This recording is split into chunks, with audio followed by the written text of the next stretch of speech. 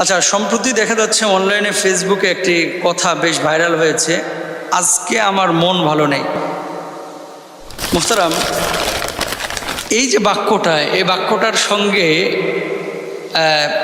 কিছুটা খটকা আমার মধ্যে রয়েছে এবং আমার মধ্যেও রয়েছে। কি, আজকে আমার মন ভালো নেই কেন?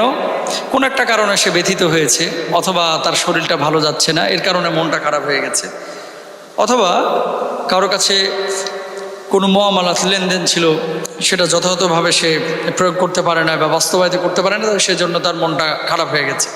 এবং পরীক্ষার হলে খাতার মধ্যেও নাকি কে লিখেছে, কোন বিশ্ববিদ্যালয়ের, যে আজকে আমার মন ভালো নেই।